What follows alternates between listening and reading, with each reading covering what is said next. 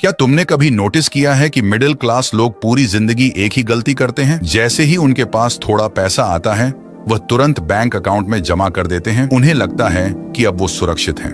2 लाख रुपए, 5 लाख रुपए, 10 लाख रुपए बस अकाउंट में पड़े रहने दो। उन्हें लगता है कि बैंक में रखा पैसा बढ़ रहा है, लेकिन सच तो यह है कि बैंक में रखा पैसा अक्सर बढ़ नहीं रहा होता, बल्कि धीरे धीरे अपनी कीमत खो रहा होता है। और सबसे मजेदार बात यह है कि यह नुकसान तुम्हें दिखाई भी नहीं देता।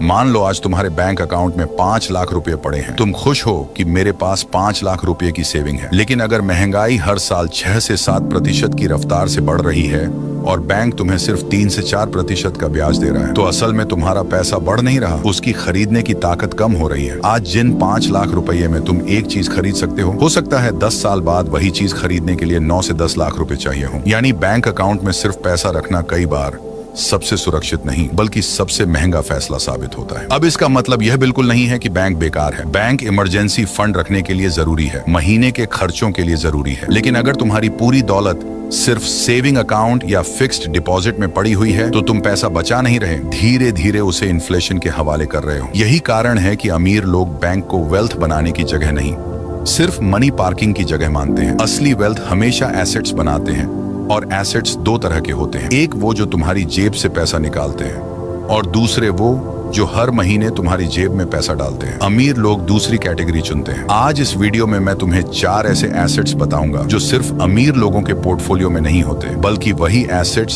समय के साथ उनकी नेटवर्थ भी बढ़ाते हैं। इनमें से कुछ तुम्हें इन्फ्लेशन से बचाएंगे, कुछ तुम्हारे लिए बिना छुट्टी ले कमाई करेंगे, कुछ दूसरे लोगों की मेहनत से तुम्हें पैसा कमा कर देंगे, और एक ऐसा एसेट भी है जिसे अगर तुमने एक बार बना लिया तो वह कई सालों तक तुम्हारे सोते समय भी इनकम जनरेट करता रहेगा। और यकीन मानो, अगर तुमने इन 4 एसेट्स की ताकत समझ ली तो शायद आज के बाद तुम्हारा पैसा सिर्फ बैंक अकाउंट में पड़ा नहीं रहेगा, बल्कि तुम्हारे लिए काम करना शुरू कर देगा। सबसे पहला एसेट है गोल्ड और सिल्वर। अब जैसे ही लोग गोल्ड का नाम सुनते हैं उनके दिमाग में सिर्फ ज्वेलरी आती है, शादी, फंक्शन और दिखावा। लेकिन अमीर लोग गोल्ड को गहनों की तरह नहीं, इंश्योरेंस की तरह खरीदते हैं, क्योंकि इतिहास गवाह है जब जब इकोनॉमी में बड़ी परेशानी आई, जब करेंसी कमजोर हुई, जब इन्फ्लेशन तेजी से बढ़ा, तब गोल्ड ने अपनी वैल्यू को काफी हद तक बनाए रखा। यही कारण है कि दुनिया के बड़े बड़े सेंट्रल बैंक्स भी गोल्ड खरीदते हैं। अगर गोल्ड सिर्फ गहना होता तो देशों के सेंट्रल बैंक्स अरबों रुपए का गोल्ड कभी नहीं खरीदते। अब इसका मतलब ये नहीं है कि अपनी पूरी सेविंग उठाकर गोल्ड में डाल दो, बिल्कुल नहीं। गोल्ड का काम तुम्हें करोड़पति बनाना नहीं है, गोल्ड का काम तुम्हारी खरीदी हुई दौलत को बचाना है। इसे वेल्थ प्रोटेक्शन एसेट कहते हैं। जब बाकी एसेट्स गिरते हैं तब कई बार गोल्ड स्टेबिलिटी देता है। इसलिए समझदार इन्वेस्टर्स अपने पोर्टफोलियो का एक छोटा हिस्सा गोल्ड या सिल्वर जैसे प्रेशियस मेटल्स में रखते हैं। आज के समय में फिजिकल गोल्ड के अलावा गोल्ड ETF या दूसरे गोल्ड इन्वेस्टमेंट ऑप्शंस भी मौजूद हैं, जिससे स्टोरेज और सिक्योरिटी की परेशानी भी कम हो जाती है। याद रखना, गोल्ड तेजी से अमीर नहीं बनाता, लेकिन कई बार गरीब होने से जरूर बचा लेता है। अब बात करते हैं दूसरे एसेट की, और यही वह एसेट है जिसके बारे में मिडिल क्लास सबसे कम सोचता है।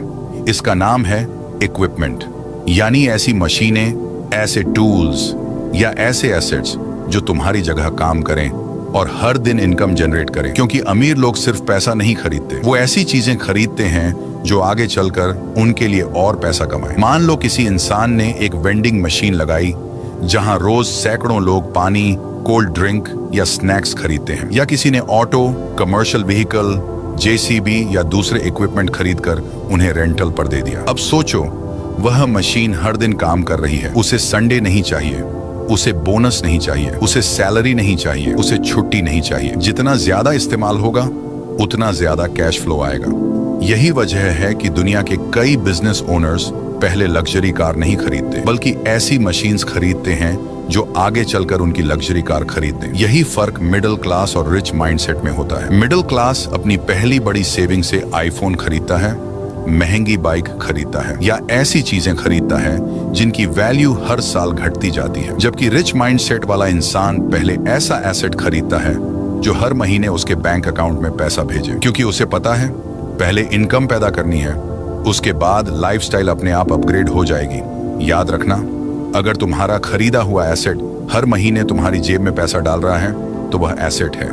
लेकिन अगर हर महीने मेंटेनेंस, ईएमआई और खर्च मांग रहा है, तो चाहे उसकी कीमत कितनी भी हो, वह वेल्थ नहीं, लायबिलिटी भी बन सकता है। अब आते हैं तीसरे एसेट पर, और यकीन मानो यही वह एसेट है जिसकी वजह से दुनिया की सबसे बड़ी कंपनीज इतनी तेजी से बढ़ती हैं। इसका नाम है दूसरों के दिमाग का इस्तेमाल करना। सुनने में यह अजीब लग सकता है, लेकिन यही सच है, क्योंकि कोई भी इंसान अकेले करोड़ों या अरबों रुपए की वेल्थ क्रिएट नहीं करता। वेल्थ तब बनती है जब तुम एक सिस्टम बनाते हो और उस सिस्टम में दूसरे स्किल्ड लोग तुम्हारे लिए वैल्यू क्रिएट करते हैं। सोचो, क्या मुकेश अंबानी अकेले रिलायंस चला सकते हैं? क्या सुंदर पिचाई अकेले गूगल का पूरा कोड लिखते हैं? क्या कोई बड़ा यूट्यूबर अकेले script, editing, thumbnail, SEO, research और ब्रांड डील्स सब कुछ खुद करता है? बिल्कुल नहीं, क्योंकि एक समय के बाद अमीर लोग अपनी मेहनत नहीं, दूसरे लोगों की स्किल्स खरीदना शुरू कर देते हैं। यही वजह है कि उनकी इनकम उनकी वर्किंग आवर्स से अलग हो जाती है। मिडिल क्लास इंसान सोचता है, मैं सब कुछ खुद कर लूंगा, पैसे बच जाएंगे।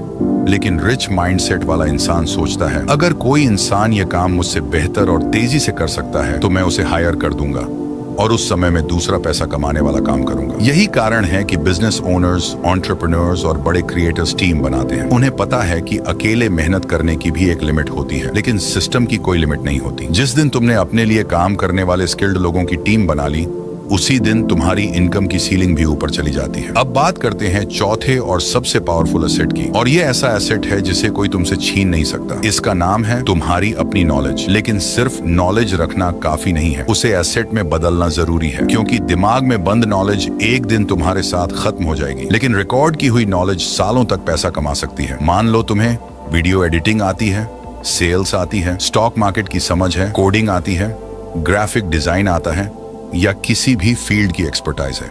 अगर तुम उसे सिर्फ जॉब में इस्तेमाल कर रहे हो तो तुम अपना टाइम बेच रहे हो। लेकिन अगर उसी नॉलेज को कोर्स, ई book, webinar, paid community, digital template या यूट्यूब वीडियोस में बदल देते हो तो वही नॉलेज एक डिजिटल एसेट बन जाती है। और डिजिटल एसेट की सबसे बड़ी ताकत यह है कि इसे एक बार बनाना पड़ता है, लेकिन ये बार बार इनकम जनरेट कर सकता है। यही वजह है कि आज दुनिया के हजारों लोग एक बार बनाया हुआ ऑनलाइन कोर्स सालों से बेच रहे हैं। YouTube पर 5 साल पुरानी वीडियोस आज भी लाखों व्यूज ला रही हैं। एक बार लिखी हुई ई बुक हजारों बार बिक रही है।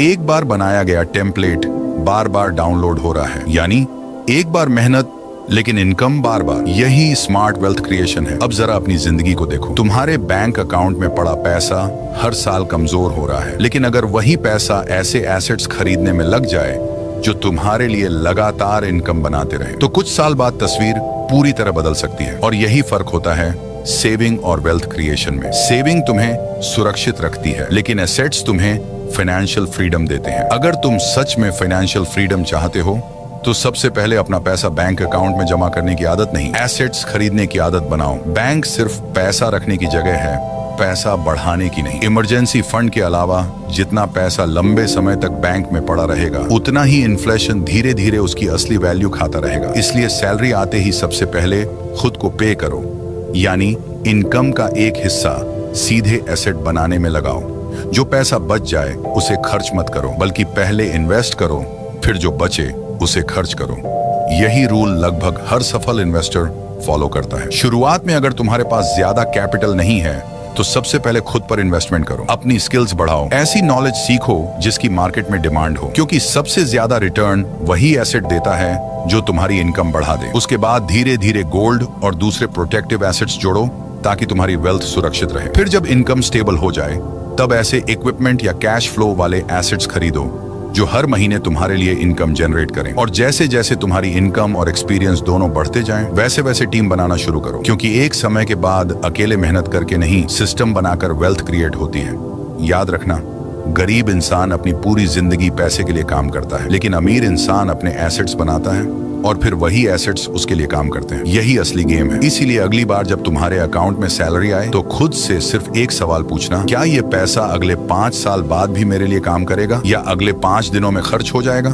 दुनिया के सबसे अमीर लोग बैंक बैलेंस देखकर अमीर नहीं बने, वे इसलिए अमीर बने क्योंकि उन्होंने अपनी इनकम को बार बार एसेट्स में बदला। उन्होंने कैश को कैश नहीं रहने दिया, उसे ऐसी चीजों में बदला जो आगे चलकर और कैश पैदा करें। यही वेल्थ क्रिएशन का सबसे बड़ा सीक्रेट है। पैसा बचाने से कोई अमीर नहीं बनता, पैसा सही जगह लगाने से अमीर बनता है। इसलिए आज से फैसला करो कि तुम्हारा लक्ष्य सिर्फ सेविंग करना नहीं होगा, बल्कि एसेट्स बनाना होगा। क्योंकि बैंक अकाउंट तुम्हें मानसिक सुकून दे सकता है, लेकिन फाइनेंशियल फ्रीडम सिर्फ एसेट्स देते हैं। और याद रखना, अमीर बनने का फॉर्मूला कभी मुश्किल नहीं था। मुश्किल सिर्फ इतना है कि ज्यादातर लोग पूरी जिंदगी गलत चीजें खरीदते रहते हैं। पहले लायबिलिटी खरीदते हैं, फिर EMI भरते हैं और आखिर में कहते हैं कि अमीर बनना बहुत मुश्किल है।